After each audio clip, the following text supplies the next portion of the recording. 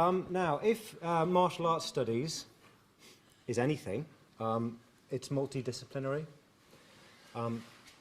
It's not been born from nothing. It hasn't arrived fully formed. It's in a constant process of elaboration.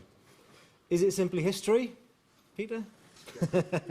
Social science, ethnography, anthropology, psychology, film studies, identity studies, hoplology? Any answer has to involve both yes and no. Yes, it has to look at these disciplines, but no, it should not be constrained by them or to them. The work of Professor Meaghan Morris has never been constrained, blinkered or hidebound. It's always been circumspect and multidisciplinary. When I was doing my PhD in cultural studies in the late 90s, Meaghan Morris was spoken about in hushed tones and revered as a kind of demigod. She was renowned for her work on popular culture, film, gender, and the burgeoning fields of film studies and cultural studies, particularly in Australia, but always involved by the diverse international contexts of the institutionalization of cultural studies, gender studies, film studies, and other fields the world over. When she moved to Hong Kong, you could see this change registered in her work, and this is because Professor Morris throws herself into the contexts that she finds and experiences. In Hong Kong, she began researching and writing about Hong Kong film and popular culture, but at the same time she was setting up the first programs in film and cultural studies at Lingnan University and working ever closer with what became the Inter-Asia Cultural Studies Association. All of this produced really fascinating work. You can get a taste of it just from some of the titles of her essays and things. One of my favourite essays, certainly one of my all-time favourite essay titles by Meaghan Morris is called On English as a Chinese Language. Just have a little think about that for a second. In terms of martial arts studies, one of the very first essays that really hit home for me and really helped me when I was first trying to start thinking and writing about martial arts in culture and society was Meaghan Morris's 2001 essay, Learning from Bruce Lee. If any of you have read any of my work, you'll know that I reference this essay repeatedly. That's because it's exceptional in virtually every register that I know. Certainly back when I was trying to work out how I should begin, this essay was a beacon, a kind of guiding light. But Professor Morris isn't really a martial arts studies person, whatever the word really might here signify. She's what you might call a cultural studies person, cultural studies royalty, in fact. Last year, she was honoured by the International Association for Cultural Studies, the ACS, at its massive biannual conference, which that year was in Sydney, with an entire session dedicated to paying tribute to her and her work. That doesn't happen, you know, that kind of thing just doesn't happen. But it does. Perhaps most relevant for us in this context is that she absolutely loves martial arts films and martial arts-related culture, texts, and popular cultural formations. She's an exceptional reader of all of this, an exceptional thinker, relating martial arts texts and contexts to wider contexts and issues, and viewing them all through all kinds of prisms and lenses and questions, big and small, macro and micro, simple and complex. It's because of this love and this vast experience that I'm delighted to have Meaghan Morris back with us today. She has helped me and us in all of my and our martial arts studies endeavours since day one. Despite her ludicrously busy schedule, she does reviewing for us, she offers advice, she contributes, she writes for us. She came to our first conference here in 2015 and gave a fascinating presentation. I'm delighted that she enjoyed it enough to want to come back again this year, and I'm even more excited about her topic this year. So I'll now turn the floor over to her. Ladies and gentlemen, Professor Meaghan Morris. Okay. Thank you, Paul. I was just telling some people at lunch that I always start losing my voice about 4 minutes into speaking.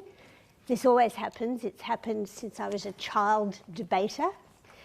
But the kindness of your welcome takes my voice away before I even get 4 minutes in. So thank you very much, and thank you to everybody who helped to bring us here. You'll notice that I'm crediting a co-author or a collaborator on this talk. My former colleague in Hong Kong, Stephen Ching-Kyu Chan, and I, along with another colleague, Lei Xiulong, who is now Dean of Chinese Operas at the Hong Kong Academy of Performing Arts, so he's pretty much paralysed for anything except institutional politics.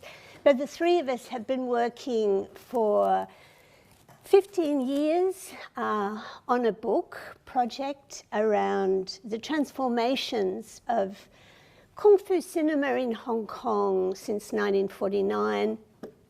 And in my discussions with Stephen, I've now got to the point where I don't know whose ideas are what.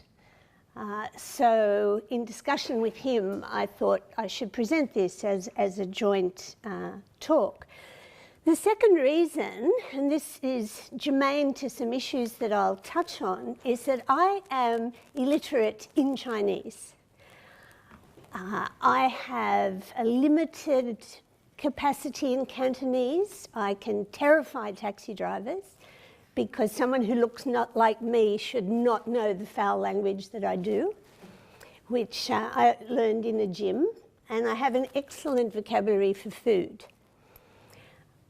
But written Chinese, I'm an illiterate, and some of the figures that I'm going to be showing you and discussing are illiterate martial artists. And like me, the fictional figures I will show you are good martial artists. I'm a very bad one. I'm a really bad boxer. In fact, these days, now that I've injured my rotator cuffs as well as my hips, I'm pretty much a notional boxer at the moment, but I live in hope.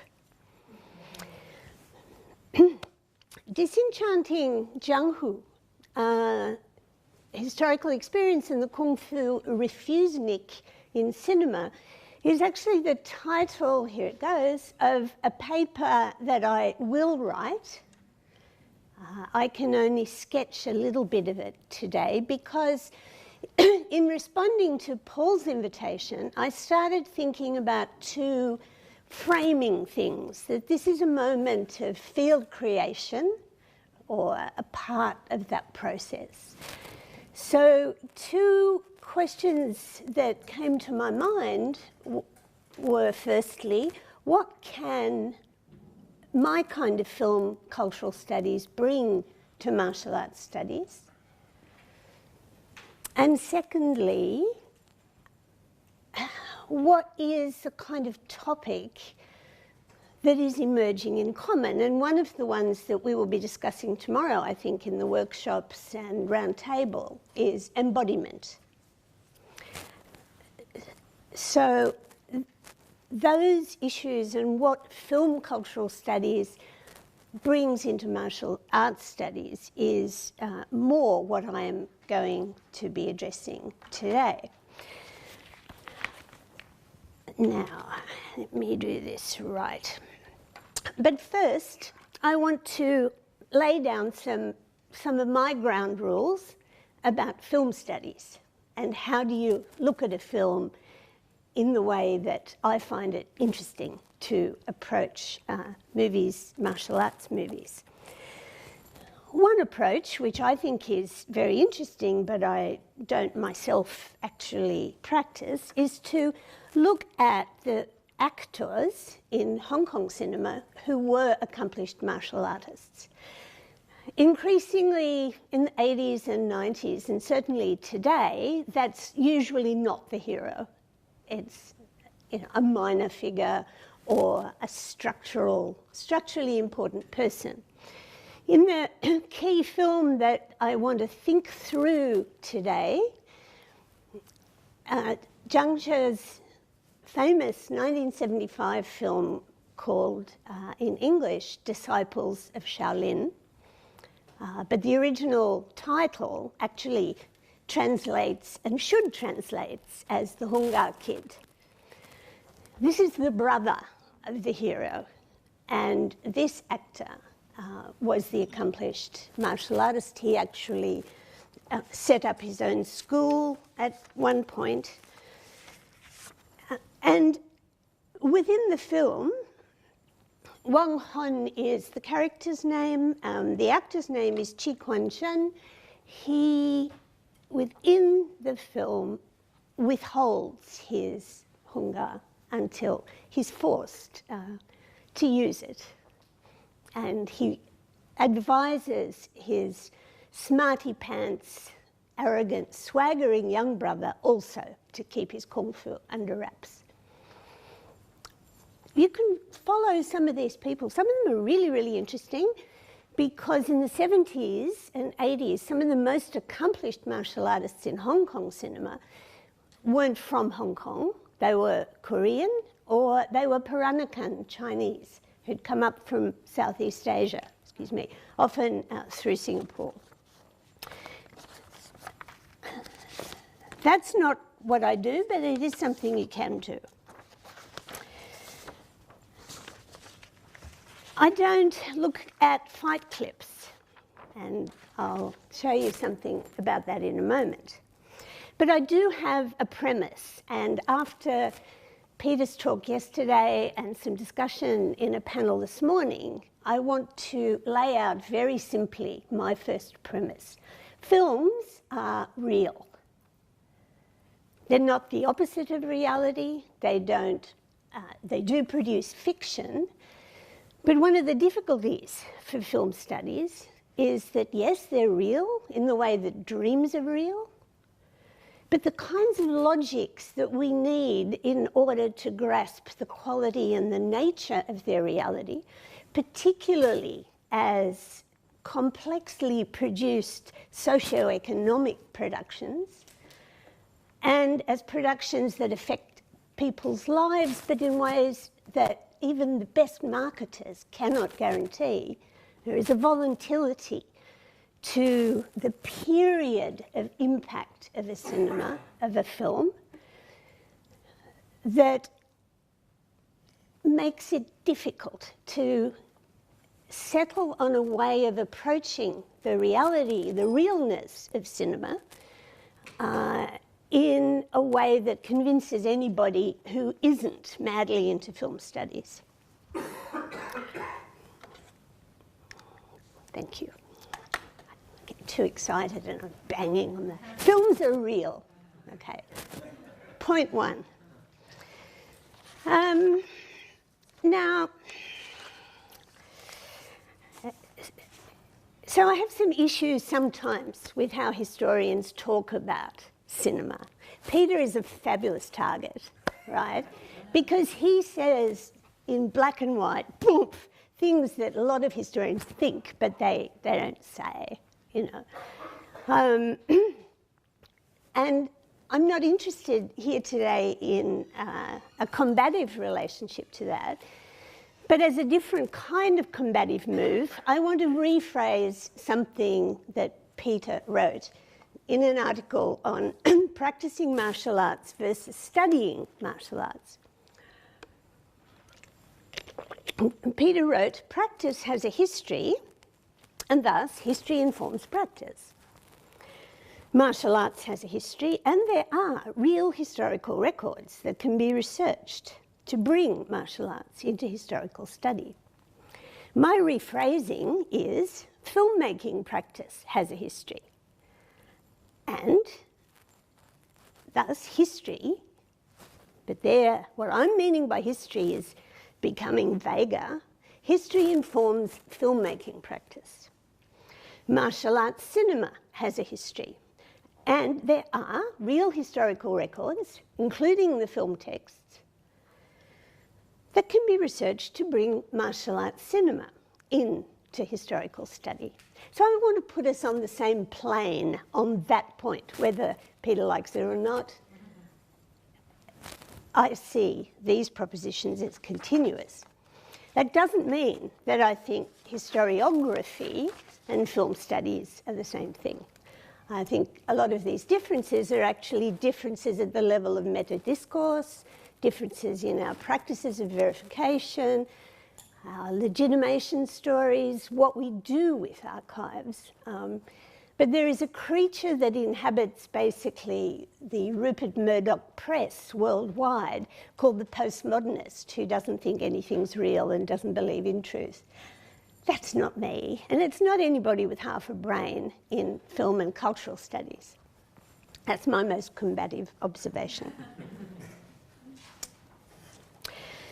So Stephen and I have been interested in a kind of shift in the last few years in what is actually a long-standing thematic within Hong Kong martial arts fiction, generally speaking, both literary and cinema, of looking at the process of disenchantment with the martial world. Let me leave Jung-Hoo here at the moment at a very simple level of definition. The martial world is a good way to indicate it. Literally, people will tell you endlessly it means rivers and lakes. If you're from Australia, as I am, that's a completely meaningless proposition. We never get to see that much water. Marshes, the Outlaw Marshes, the famous ancient novel, can be either called The Water Margin or Outlaws of the Marshes. Badlands is sometimes not a bad description. But in contemporary Hong Kong life in Cantonese, Jung-Hoo is also something you can say casually about political life. Or if you're retiring from the cut and thrust of your job, you can say, oh, thank God, I am leaving Jung-Hoo, the world of striving and struggle. And these stories of disenchantment, I'll mention a couple in a moment, but suddenly appeared really important to me when I was rereading a little while ago Doug Farrar and John Whalenbridge's introduction to martial arts transnationalism and embodied knowledge, where they say all martial arts discourse contains, quote, rich elaborations on the same basic story, that by training the body properly, one may enter an alternative space. Jung-Hoo is an alternative space, which is real but out there and in a very shifty relationship to the mundane, everyday world. And for Farrar and Whalenbridge, this alternative space is one not characterised by disenchantment. Individual re-enchantment can also be an embodied lived allegory of social re-enchantment and in turn of larger communal selves. I think this is a very familiar story, a very convincing story about how people feel they got involved in martial arts, like suddenly something magic. But it's also a Western social scientist's story where one of the originary social science stories about modernity is about disenchantment. The modern world is a disenchanted one. Jung-Hoo literature, I think, has a much more complicated approach to this question. People often say, or Western people often say, and I completely sympathise, that Kung Fu cinema is a lot more accessible than wuxia or swordplay cinema. And it's taken me 20 years. Finally, this year, I understood the famous Wong Kar-wai film, Ashes of Time, which used to send me screaming into the lounge room and turning it off after 5 minutes. But one of the reasons, and many of you will know this better than I do, one of the reasons why wuxia films are difficult for people who are illiterate in Chinese is that we haven't read Jin Young's novels.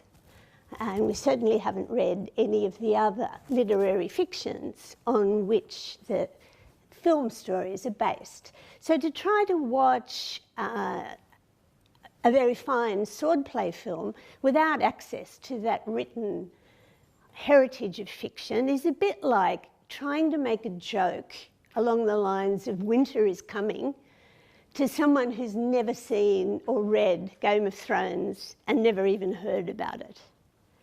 You know, there's just no frame of reference. And that's what goes wrong with a lot of the Swordplay stories.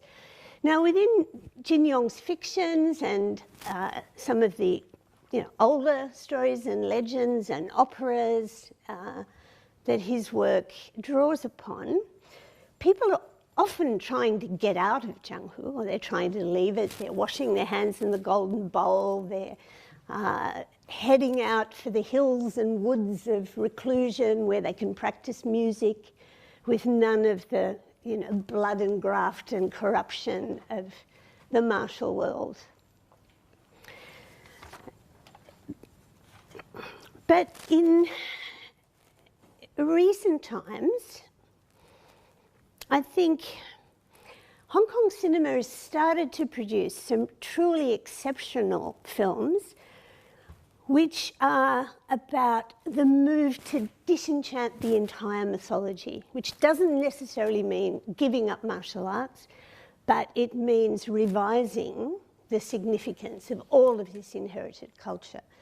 One of the most wonderful for me is this film in the middle called Wuxia, sadly translated and circulated in English as Dragon. Because they're scared of the foreignness of the mythology, when the films are packaged into English, the links are cut that make sense of the analytical level of the film. Wuxia is a film about the one-armed swordsman, but what is disenchanting about the legend of the one-armed swordsman is that in Wuxia, the hero cuts off his own arm at the end of the film in order to avoid the law of the father, in order to avoid the patriarchal responsibility to grow up and become a mass murderer. And the clarity of that is embodied in the fact that in Wuxia, the mass murdering father is played by Wong Yu, Jimmy Wong Yu, who, as a young man, was the famous original Zhangzhe one-armed swordsman. So it's a film about that inheritance today and what do you do with it. Sadly, it was a huge flop at the box office and the director said he was going back to making bourgeois rom-coms set in Shanghai. But we can always hope that he'll return to this material. This one, I think, is fabulous, one of the great films of recent years. It's a decent translation of the original title, which is one man's or one person's Wulin. Wulin is another word for a variant of Jianghu, but it's better translated in English as the Green Woods. There's a famous article by Chen Pingyuan that looks at the spatial distribution and the connotations of the outlaw marshes, which are activist and politically charged. There's Wulin, or the Greenwood, which is kind of criminal, and that's sort of heading more towards the other Jianghu of the gangster film and of the streets of real life. And then there's the hill and the recluse. Now here, the gangster Jianghu in Kung Fu Jungle and the martial arts Jianghu are fused. And I'm hoping that at the end of my talk, I can say why I think this is such an important film, but what particular element of it I would begin to think with. And it isn't Donnie Yen's martial arts. The Refuseniks are often the bearers of these stories of leaving or trying to leave Jianghu. Refusenik is an interesting word because its meaning has flipped in colloquial English. Refuseniks originally were Jews who were refused permission by the Soviet Union to leave for Israel. So the original Refusenik is someone who is refused. So they were like the young men sitting outside Shaolin Temple and the abbot won't let them in. They're that first stage Refusenik. But today we often use this to mean somebody who affirmatively refuses. And again, in recent years, we've seen some extraordinary refuseniks surface in the Hong Kong cinema. The one on the right, whom you can hardly see, is Louis Koo in Johnny To's film Throwdown, about judo. He's a judo master who just becomes a hopeless, useless alcoholic. People are chasing him endlessly to replay his last fight, but he just says, oh, give me another drink. We don't know why. We don't know why he is refusing this. We do find out at the end. There is a reason. I won't tell you in case you haven't seen the film.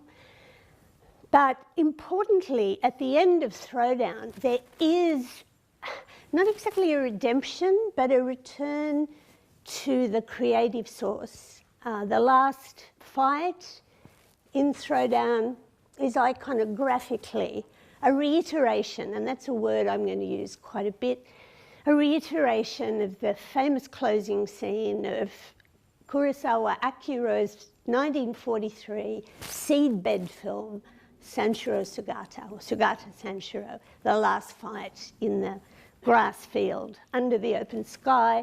But here it's at night and in this kind of cramped Hong Kong space. The major refusenik, I think probably the most transgressive ever, is Gong Er, the woman in The Grand Master. I assume some of you will have seen this. I can't believe I'm talking about Wong Kar-wai. I hate Wong Kar-wai. But one of the troubles with film studies is if you watch something 15 times, you fall in love with it. So there we go. When her father is defeated by Yip Man, she commits two almost unimaginable crimes. She extinguishes the family line, right, which she refuses to marry or have children, which means she refuses to leave Zhanghu, but she has the opportunity. She won't do that. And John Christopher Ham, I think, in Paper Swordsman, which is an excellent entry point to Jin Young if you have not, if you're illiterate like me. He describes this as, you know, the kind of ultimate crime, or the most cardinal of sins, to deliberately and knowingly obliterate your family line. But she does something even worse. She extinguishes her lineage. She refuses not only to have children, but she refuses to teach. And she's the last holder of the knowledge. Wow. You know, and it's a very interesting gender kind of thing going on there, which I don't have time to talk about now. So these three films, Wuxia, Dragon, Throwdown, about judo, and The Grand Master, are all in a sense in exactly the way as I think Peter described on a larger scale yesterday, but going back into traditional materials, reiterating them, prolonging them, but also profoundly undermining them and changing their significance. Now, for Stephen and me, the question is why? You know, we do cultural studies. Unlike straightforward film studies, cultural studies has always got a so what question. Film studies, people can do what historians do. Historians, you can say, why did you write a biography of so-and-so? And they will say, the archive was there, the letters were there. A film studies person would go, well, why not? It's a film. That's what I do. Cultural studies is a very annoying practice.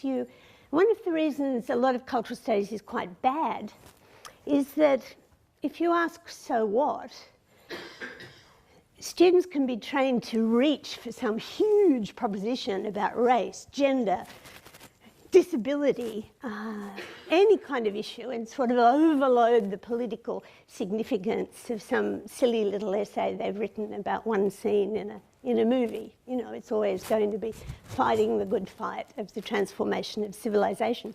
No.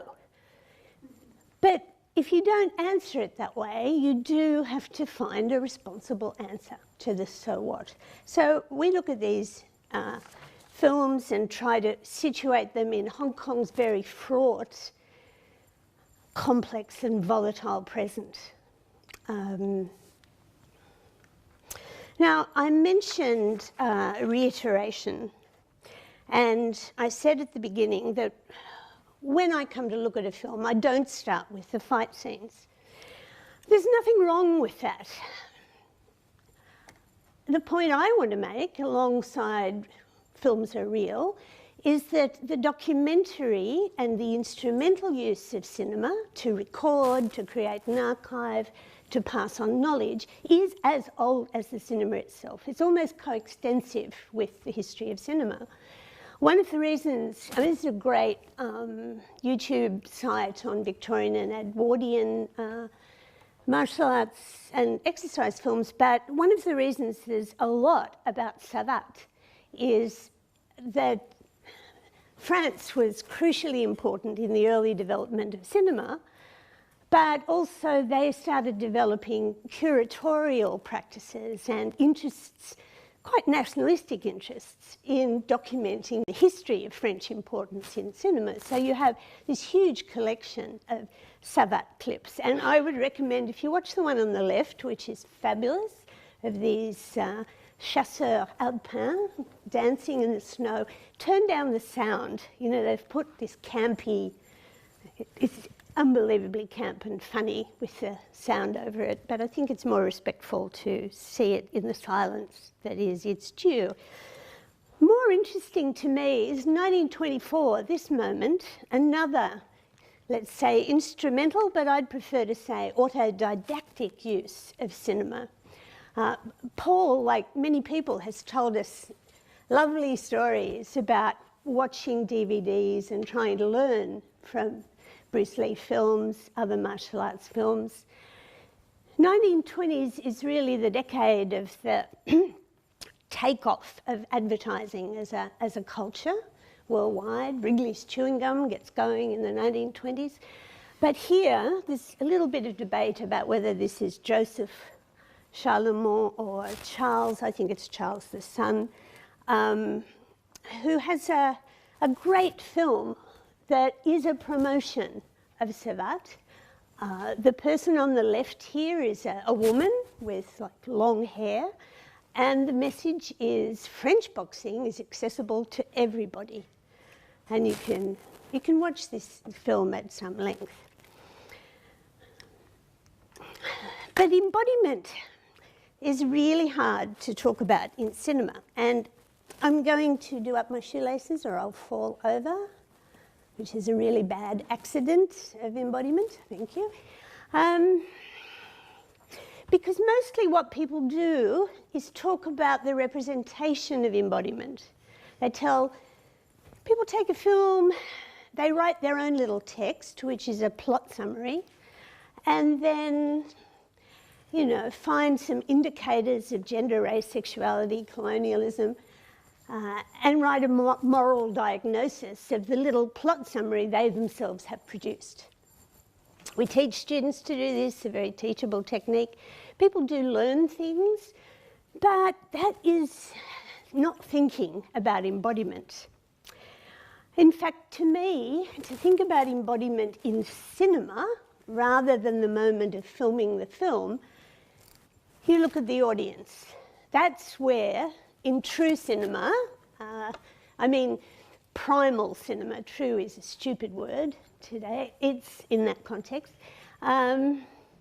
This is something that everybody who's ever been in a classic theatrical cinema situation has felt, but we almost never see it unstaged.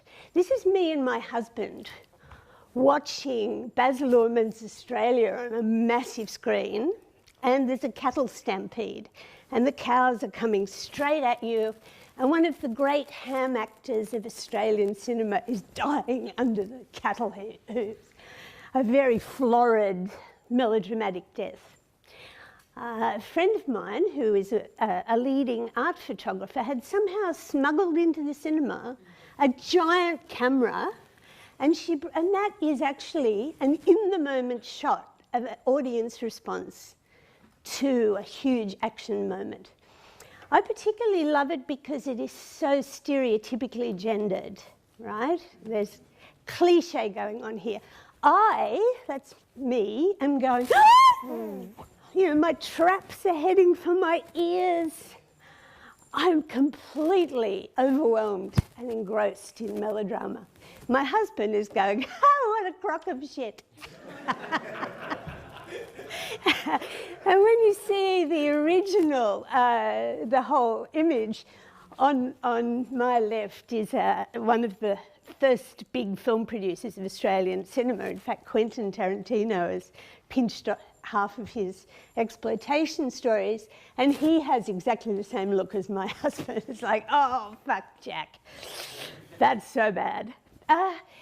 But the key point for me is that all of these reactions are embodied. If you're laughing at a cliche, if you're groaning at it, if you're going, oh, you're involved. And it is a deeply physical experience. I personally think that in the whole kind of sequence of possibilities now that goes right through all the different ways that you can use cinema in digital form, that is still the case. Probably lying back watching a DVD, getting drunk is a fairly low-key mode of embodiment, but that's what it is. And the one that puts the autodidactic use on your phone, you can see people in the gym every other day risking serious injury because they're trying to perform some heavy lift while looking at the DVD and how to do it. It's quite dangerous. The old days of DVD were safer, you know, with a little kind of pause. So we need to think about what happens to people's bodies and feelings and affect when we watch. But in martial arts cinema in particular, I don't know if you can see that. That's actually maybe a little too dark. American martial arts cinema is actually full of representations of audience embodiment. And part of the way that you are involved in the film is you get this completely repellent image of yourself watching violence. Which comes back to some of the things Sixt was talking about. This is one of the great, most horrifying deathmatch audiences in Best of the Best 2 by Robert Radler. And you either reject or, you know, maybe sometimes accept this image of your own audience activity watching the action go down. But there's another version which puzzles people who don't watch a lot of cinema, and that's the kitten, the totemic representative of the audience. This is the kitten that's watching Bruce Lee fight Chuck Norris in the Colosseum in Way of the Dragon. And at a certain moment, the kitten mimics Bruce Lee. There's the whole kind of animistic interchange between them. But of course, this is a much more sort of sweetie pie image of you, the audience, going, yeah, Bruce, get him down. You become Bruce through the totemic audience person. And it's reiterated in the soundtrack of Bloodsport, another originary film in 1988, where you can see people online going, oh my God, why is there a kitten meowing all the way through the soundtrack of Bloodsport? Now, maybe it was an accident, but there actually is a shot of a kitten watching a tournament in there. So if we're going to say films are real, but their reality is greatly reduced and minimised if we just treat them as representation or as stories. They are both those things, but there's a lot more to cinema and why it's had an impact. For me, there are two available theories about this. They're both pretty difficult. But one is an essay by Paul Willerman from the 1980s, which uses the work of the Russian thinker Vygotsky to talk about what goes on in your mind when you watch a film. The other one comes out of the books on cinema by Gilles Deleuze, which I adore Deleuze. I was taught by Deleuze, but I find those books unreadable. They come to me in a form I can use through Kara Keeling, who's an African-American queer studies person, and she has a book called The Witch's Flight, The Cinematic, The Black Femme, and The Image of Common Sense. And her approach to what happens in the cinema and how we recognise, how do we make sense of these pixels, is through the concept of common sense. She looks at films that try to represent common sense, but also how common sense works in the way that we come to understand an image and respond to it. And her entry point is cliché, which is really ideal for martial arts cinema. Cliché is a term that I use lovingly, not abusively, not camply. Without cliché, community in a cultural activity cannot really take place. Cliché should be respected, unless it's done badly, which of course a lot of cliché is, or used maliciously.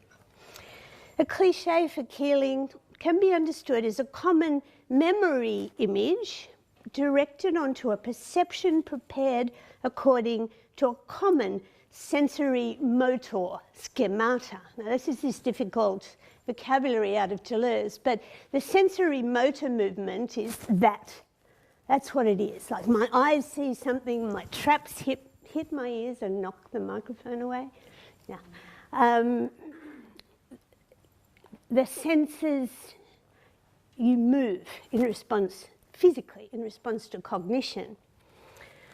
And this happens because we have collective memory images that include experiences, knowledges, traditions, and so on that are available to memory during perception.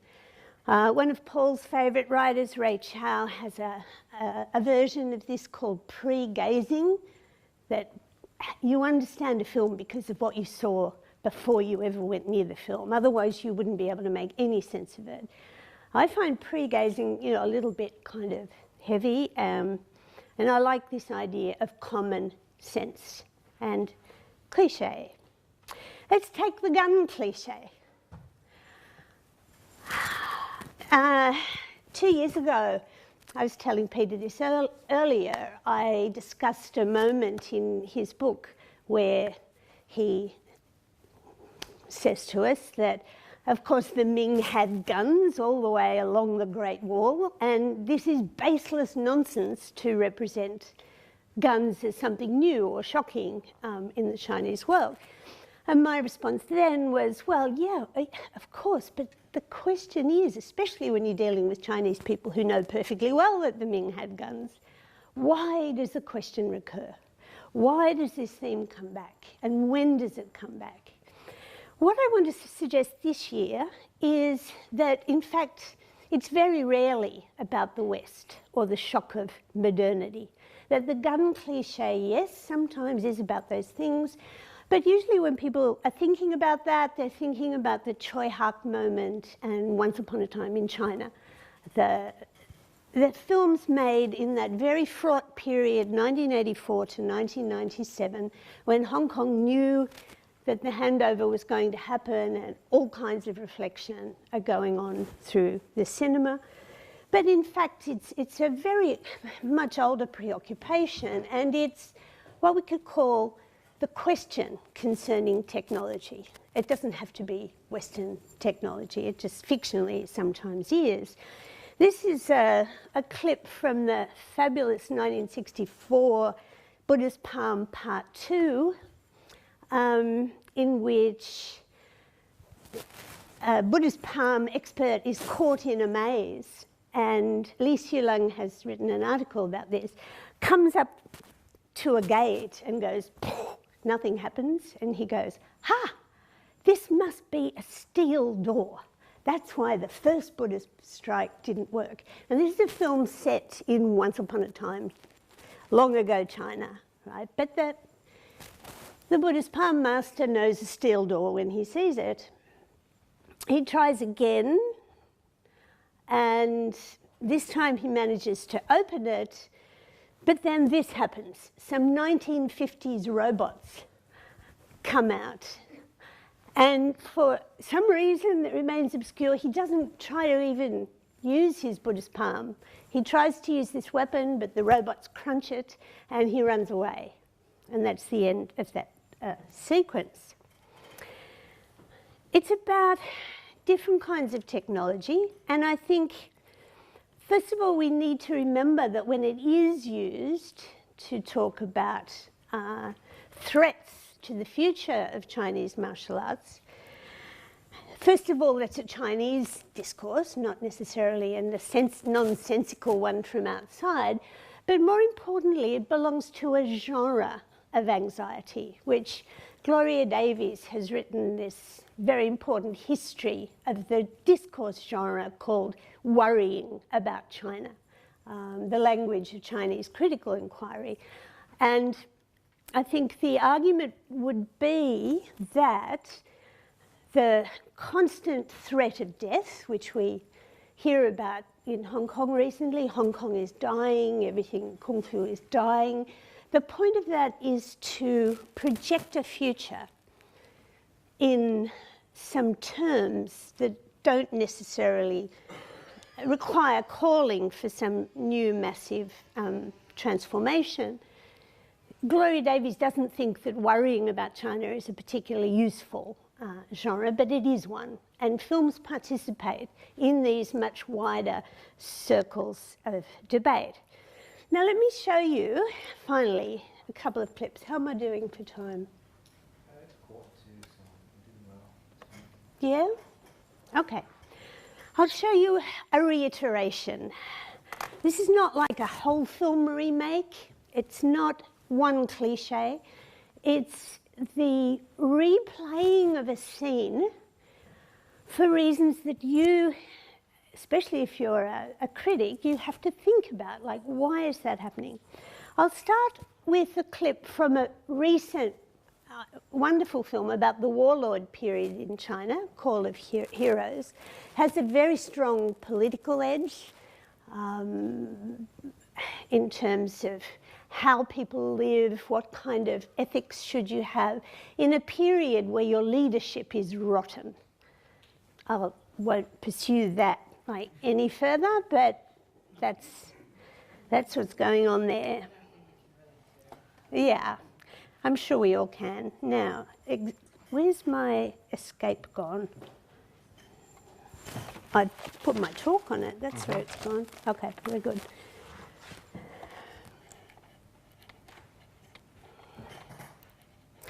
This is a, oh, Jesus, come on. Yeah, that's the one. This is a gun thing, but again, no Westerners.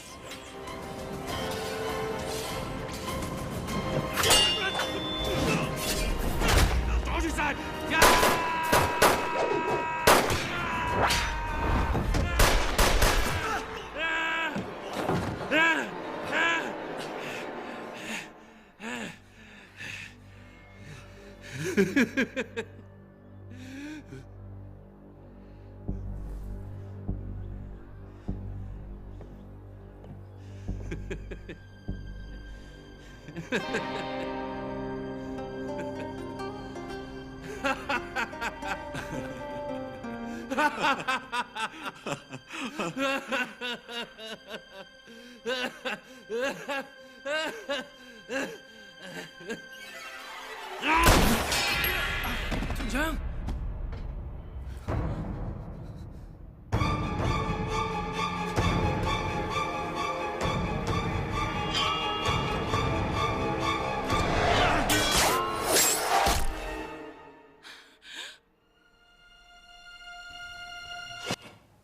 Okay. Now a lot of people said, my God, this is a wonderful film. What is Louis Koo doing carrying on like a 1970s Hong Kong villain.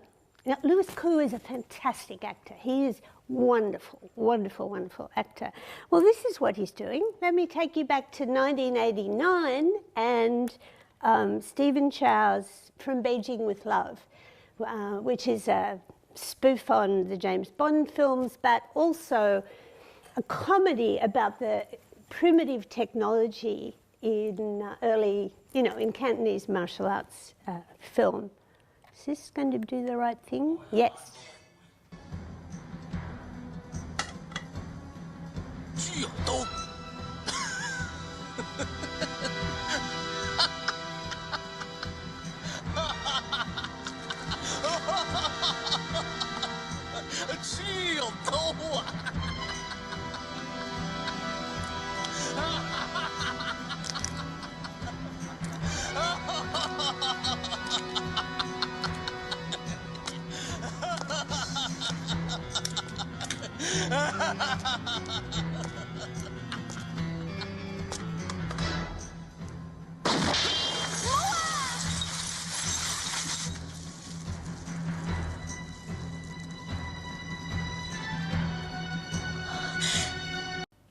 Okay. I don't have time to take you right through that scene, but at the end of it, Stephen Chow castrates the gun with the butcher's knife, and the front of the gun falls on. But the frame of reference is to The Man with the Golden Gun from 1974, the American film. Now, those two films are doing very different things at different times. I think this recent film shows, for me, a moment of immense dignity where the martial artist who doesn't have a gun controls his slightly hysterical fear, laughter, breathes, and just has a go. Like, maybe I can stop this bullet. But the key thematic isn't even about guns. It's about metal and metal. It's follow the quality of the metal and the quality of the kung fu on either side, the technique. And if you follow the metal, you come to the second and last cliche that I want to talk about today, which is the shoe. Another film that loses its meaning in English, although Kickboxer is not a bad effort. Wait a minute. It stars Yun Biao. It kind of attaches itself to the Wong Fei-hung story, but Wong Fei-hung is not there at all in the story. He's out of town. So Yun Biao can go for it and fight everybody.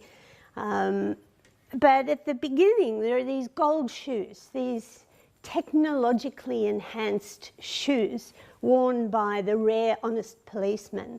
And there's a lot of repetitive cinematography about the impact of metal on flesh.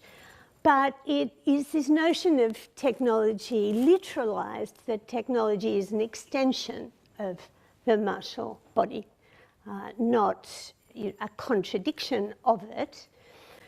And the shoe, in fact, plays an absolutely crucial role in terms of stories in Hong Kong cinema about kung fu, technique, ethics, and social class.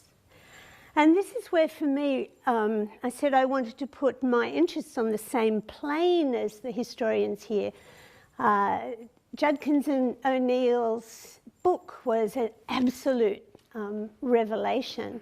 I put post-it notes on every page and then found at the end I had to go right back through the book in order to find out. But you see, film critics were often accused of peddling myth instead of historical reality, but we are trained debunkers. Debunking is what we do.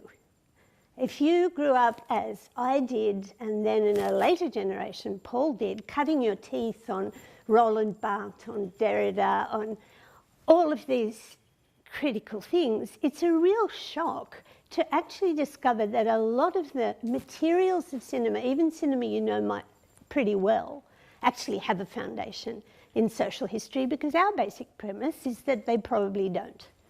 Right? We're never shocked by historical debunkings. We're likely to go, like whoever thought that anyway? You read Ben's sort of and O'Neill's wonderful chapters on the formation of the martial arts economy in Guangdong, particularly in the second half of the 19th century, then two very important films suddenly look much more like social history documentaries than I ever imagined they could be. The first of them, called Disciples of Shaolin, which I mentioned at the beginning, actually called The Hongar Kid. And then that was remade by Johnny To in 1993 as The Barefooted Kid. It was reiterated. And I'm going to very quickly show you the difference. But the shoe is the signifier of the, what's Ben's phrase here, the poor peasants streaming in from the countryside. These are guys who literally come out of nowhere, and their characters has never had a pair of shoes. And first of all, that's 1975 up the top, 1993 down below. First of all, they're given a hand-me-down pair of shoes, and a beautiful young woman finally teaches them how to keep it on by putting some paper in the toe, because the shoe keeps coming off. And the process of their corruption goes by way of the provision of even more beautiful and well-fitting shoes by bad factory or textile mill owners who want to knock off the competition, for whom these martial artists initially worked.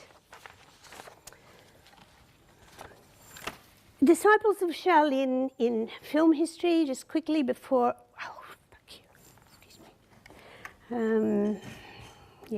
Escape from this. Yeah, no, I just want to go forward, but I hit the wrong thing. I want to get rid of this sucker. Yeah, good, thank you.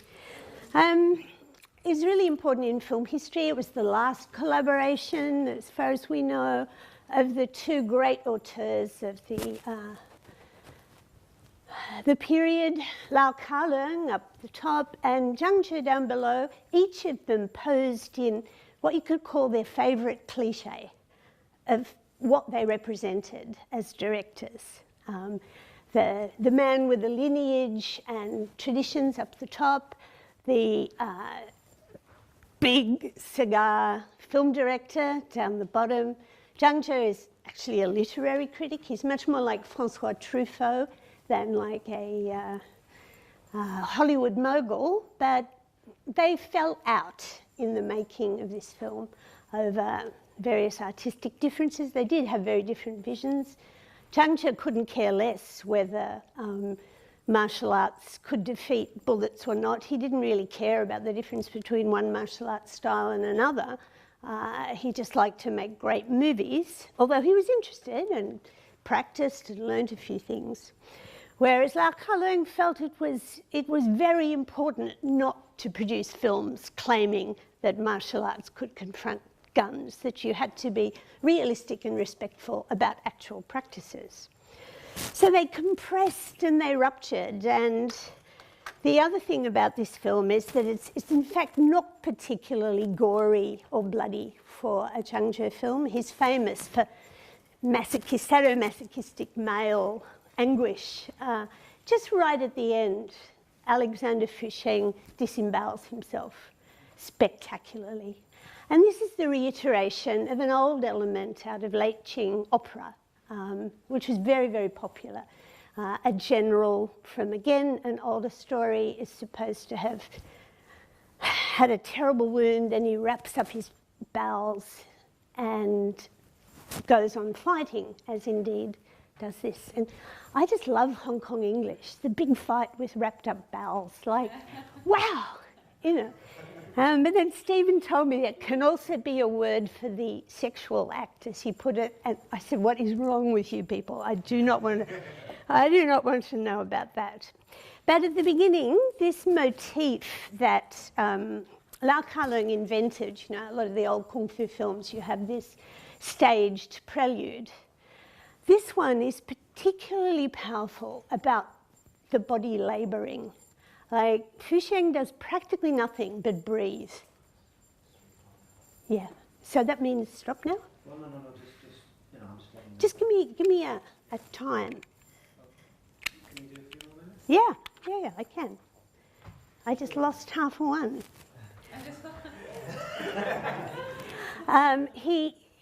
That's all he does. He does this exercise. And there's a wonderful book out recently by Yip Man Fung that argues that the changes in Hong Kong cinema can actually be understood in terms of the changes of the quality of labour from this time to the next, to today.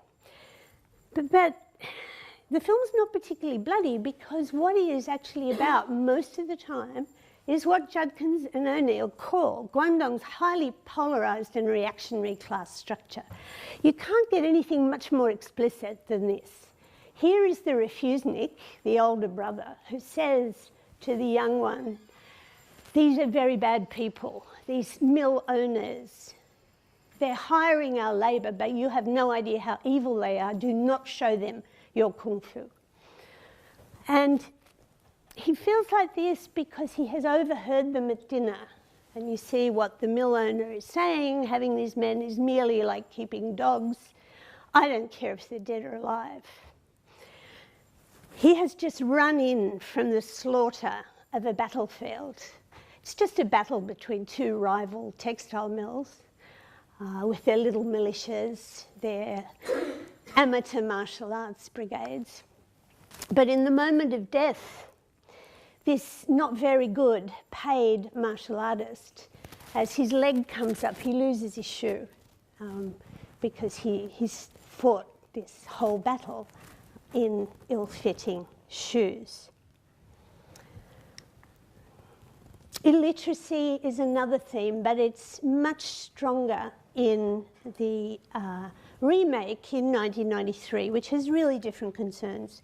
And I think I'll show you these two clips and then stop and we can have a bit of discussion. This is 1975.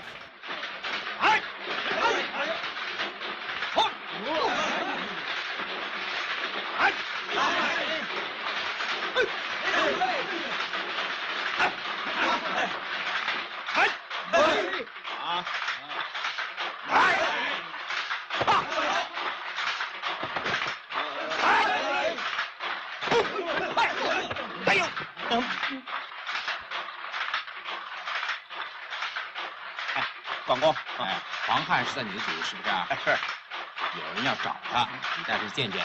好。广工，请您指点几下。跟我来。站好。嘿，嘿，呵，呵，呵，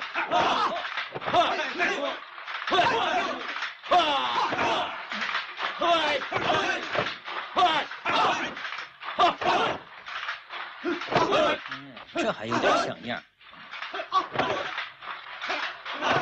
你说什么？没什么。你自个儿进去啊，正在开工，别耽误太久。进去。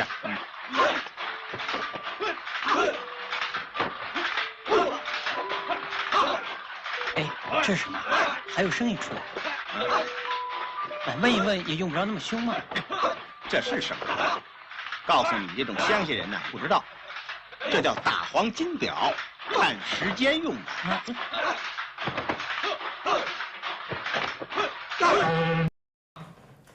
Okay. 1993, really different vision of the mills of the past. Oh, piss off. Excuse me. 对吧？这就是了。哎呀，我真是个猪啊！谢谢你，二兄。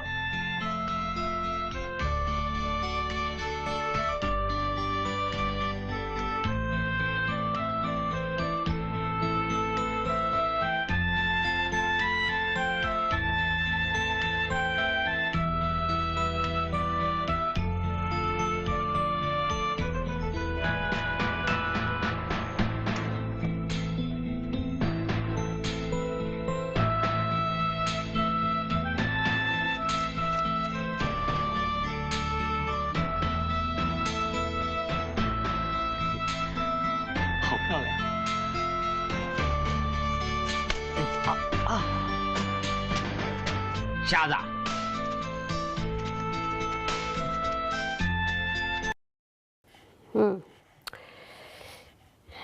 At another occasion, I'd then move to 1995 and Choi Hak's The Blade, where the ruined streaks of cloth in shreds are hanging outside this completely chaotic and screwed up landscape 2 years before the return to China. I don't have time now. I'll just add, I'll end with one point, which is about the ways in which the past comes back to be reused in Kung Fu cinema.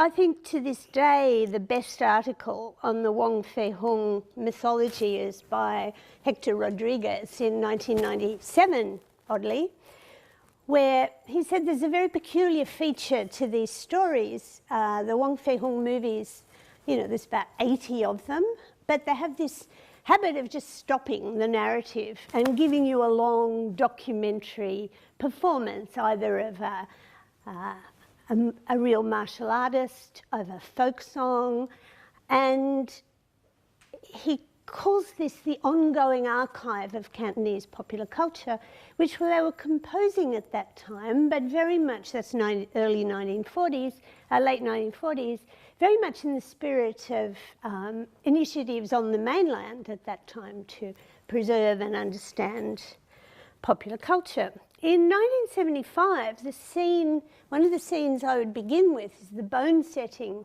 scene. Wong Fei Hung, of course, was a bone setter. I had this done to me in Tuen Mun in 2003. I tore all the ligaments in my foot, like all of them. And the Western doctor couldn't do a thing, and I was taken to the bone setter. And they boil your foot, I swear, in mud and leaves, and then put these poultices on and this very primitive kind of bandage, and oh my God, it worked. It's also going on in The Barefooted Kid, where you have secret dyeing, the recipe for secret dye. Cantonese traditional culture loves secrets and handed down secrets and things that not everybody can know. So where would I start talking about Kung Fu Jungle? Well, I wouldn't start with the fight scene. I'd start with the bone setting scene, where Donnie Yen at the very beginning of this film is doing his traditional job as a bone setter inside the prison, where he has been sent for having accidentally excessively overkilled when chasing a perpetrator. Stephen thinks that Kung Fu Jungle is an interesting departure because it presents what he calls a credible Jianghu. How could you have such a thing? Well, the martial artists who are being killed by a psychotic martial artist have all left Jianghu one way or another. It's all over, and they have crappy, ordinary jobs. They're an artist. That's not a crappy job, but one of them is an artist, one of them is a teacher, one of them is reduced to being a stunt man. And the mad martial artist who is pursuing them is dedicated to a belief that Sixt would probably like, which is real martial arts is for killing. And he goes through and he kills each one of these experts, but in the process he exterminates that art within the world of this film. So where is the disenchantment? Well, Donnie Yen's character had started a sect in Fushan and wanted to unify the martial arts and wanted to establish superiority over all the martial arts. Through this process of extermination, by the end of the film, he has actually given up that fantasy. He goes back, we think, working a bit for the government, a crappy ordinary job, but he goes back to teach and work without these superior ambitions, without these mythological but ultimately murderous drives to unify and conquer, all under the little heaven of Fushan. Thank you.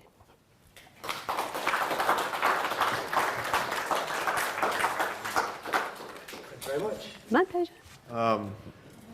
That was so. I have to say, I guess 3 things to make it simple. One is I also just realized last year I was asked to speak on Ashes of Time, and I finally figured out what it was about, which was nostalgia. And I'd been teaching it for years, and I could never figure it out.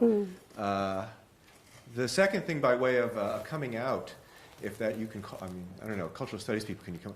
I actually inhabit the separate world of film studies, in which I actually published an article or so, and I've been in Hong Kong doing that. But I very much, because I am of my lineage, separate in my mind between doing history and film studies. And when I do film studies, I'm not doing history, and when I do. But I agree with you that it is something.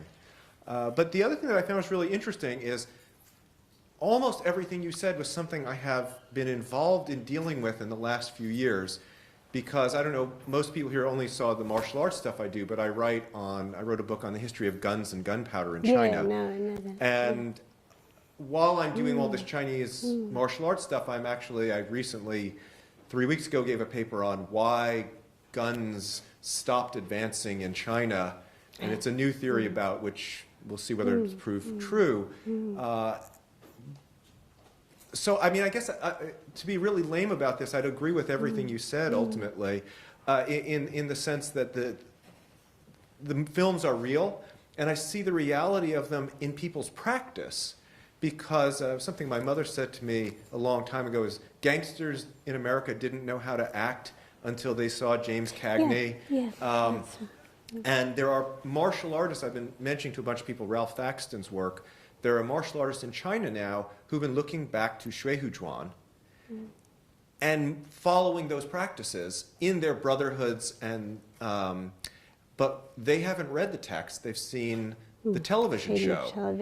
And so this translation of the past, which, because I'm a pre-modernist, I'm always going to see it as a historian, but the difference between, I hope, in a positive sense, between me and a lot of other historians is that I am interested in that. Why do people use history the way they do? So whereas in the martial arts book I talked about, the guns, why did they imagine this is not the case? In other contexts, I mean, so I don't play that cultural studies games where I encompass everything with the theories. I very much divide things up because I deal with different audiences. And that's probably my mental limitations. But so I agree with everything, and I feel kind of like, particularly when you start out with Ashes of Time and watching, and I actually watched clips of the martial arts fights in every single one of those movies that you showed in the days leading up to this. So I felt like, except the one difference is when I was in Hong Kong talking about movies, and the head of the Hong Kong Film Archive, what they called him, his nickname is Brother Blade, or something like that, weird. Every time a martial arts a fight scene would come on, we would all go, all the real film guys in the room would go, oh, and we'd all be watching that. And then the other people would be like, what are you guys watching? And then when they'd shift to the cultural studies stuff, that's when the cultural studies people would key in. And you could almost separate the room by the people who are obsessed with the fight and that film, that perspective, and the people who are sort of, okay, we got all the theory and all that. So it was...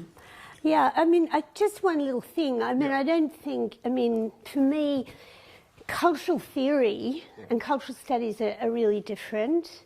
I know, like, in the US in particular, that isn't necessarily the case, but I think theory-driven cultural studies is often not very good because it's not asking frictional questions. You have to have an empirical field in which you actually don't know the answer. And if your work is too theory-driven, then particularly when it's taught as a simple exercise in political allegory, then people have already got their answer. So they don't do the research and don't find anything out. But yeah, thank you. I'm glad we agree. No, I wanted to put it on the same plane. I just do not, yeah. Hello. I have a question about the Jianghu. I think for the Jin Young series about Jianghu, he said there is a human beings, there are human societies, there is Jianghu. In Chinese, 有人的地方就有江湖. And I just wondering, in his theory about Jianghu, it came out from the Chinese history for 2,000 years, and each dynasty or each regime for killing each other, and the Jin Young gives sum up the theory of Jianghu, or they make by himself or inventing of the idea of Jianghu. You're asking me if I think that about? Yeah. Yeah. Well, look, as I said, because I'm illiterate, but there is now, just for other people, before I come back to your question, there's a great website, if you're interested in this, now called wuxiasociety.com. And that has links to the official translations of Jin Young novels, but above all, it has really caring and careful pirate translations of huge chunks of these novels, and it also has fan translations. So essentially in English you can cover most of the literature now. I think it's not that Jin Young has a theory of Jianghu. It is, as you said, he's tremendously learned and literate in the fiction accumulated in different versions. I don't know if Peter would let us go as far as saying 2,000 years, but certainly a few hundred, a couple of hundred. 100? Couple of hundred, but the Straightdrawn Stories is a very good article by Paul Smith in which he shows that the Straightdrawn Stories actually originated in the 12th century. Okay, yeah. And so they are compiled later, but they are actually they are 12th century popular stories that later get elaborated on, which was just shocking to me. Yeah. No, I think. And whether you want to argue that the term, I'm fundamentally a philologist and etymologist, so you asked me that question, and I got to go to a computer and start doing searches. No, let's stick with Jin Young and his, he's a novelist, but if you read this wonderful book, Paper Swordsman by John Christopher Ham, he does it inside a moment of empire building in the development of modern media in Hong Kong at the time where it's a pretty small society, and these stories are feeding into everybody's life on a daily basis because they're serialized in the newspaper. But then Jin Young builds from that and builds his reputation specifically so that heads of state in Taiwan, and then after that finally the recognition came from the mainland, but he was part of the negotiation of the basic law in Hong Kong. He produced himself. So I think that's why he's important, not as a theorist, but Stephen's written a very good article about the shift in the meaning of Jianghu precisely in that 1984-1997 period. It's called Figures of Hope, Jianghu and something or other, but how did Jianghu turn around in that very recent period to become so important? Do you see what I mean? I mean, stories can be there, indeed, for centuries, but the conditions in which they matter to people keep changing, and that's what we're looking at. We think there's another big shift happening right now with these more recent Donnie Yen productions. Thank you very much. Thank you.